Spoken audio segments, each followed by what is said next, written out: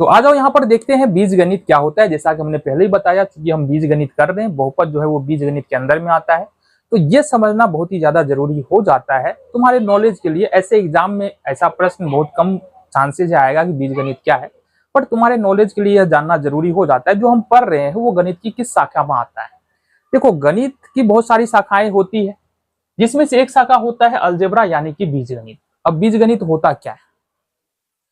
बीजगणित क्या करता है ना, जो जनरली मैथ पढ़ रहे हैं तो मैथ में हम संख्याओं का प्रयोग करते हैं। किसका प्रयोग करते हैं? मैथ मतलब नंबर्स, संख्या। जनरली हम मैथमेटिक्स के अंदर संख्याओं का प्रयोग करते हैं, ठीक है। बट अलजेब्रा जो है ना, गणित की वैसी शाखा है जिसमें ये नंबर्स के अलावे जो है ना, सिंबल्स का प्रयोग किया जाता है। सिंबल्स मतलब संकेत का प्रयोग किया जाता है। साथ ही साथ लेटर्स का प्रयोग किया जाता है। इसका प्रयोग किया जाता है, लेटर्स का प्रयोग। अब इस दोनों का प्रयोग जो किया जाता है ना, वो किसको दर्शाने के लिए? नंबर्स को दर्शाने के लिए। तो कहने का मतलब ये है कि बीजगणित गणित की वैसी शाखा है जिसमें संख्याओं को दर्शाने के लिए अक्षरों का प्रयोग या संकेतों का प्रयोग किया जाता है। हमने क्या कहा? बीजगणित गणित की वैसी शाखा है जिसमें नंबर्स को दर्शाने के लिए, संख्या को दर्शाने के लिए अक्षरों का प्रयोग किया जाता है। क्या इतना ही हमारा परिभाषा पूर्ण हो जाता है?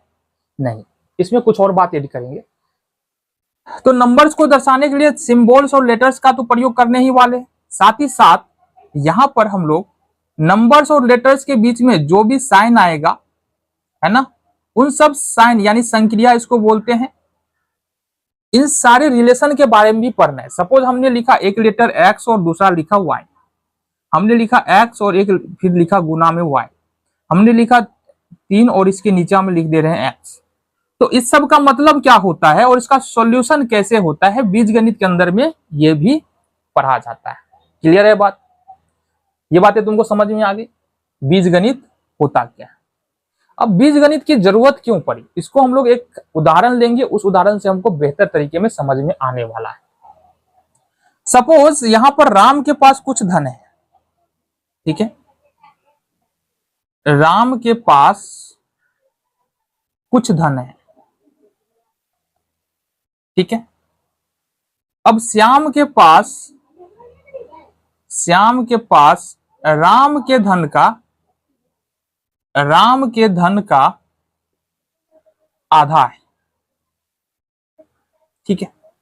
अब एक बात बताओ, अगर हम बोले तुमको इसको जो है ना गणित की भाषा में लिखो, तो जनरली नंबर्स तो पता ही नहीं है। जो धन मतलब रुपया मान सकते हैं हम। अब राम के पास कुछ ना कुछ रुपया होगा, तो अब कुछ रुपया है तो रुपया तो पता ही नहीं है। अब राम के पास रुपया पता नहीं है तो श्याम के पास तुलना करके बताया गया है कि राम के पास जितना रुपया है उसका आधा रुपया श्याम के पास।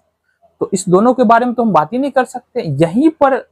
यहीं पर जो इंट्रोडक्शन होता है वो अलजेब्रा का यहाँ पर होता है, यहीं पर यूटिलाइज अलजेब्रा का होता है। इसलिए अलजेब्रा का यहाँ पर अस्तित्व में आया है। आ जाओ, तो अगर हम मान ले कि राम के पास x रुपया है, कितना रुपया है?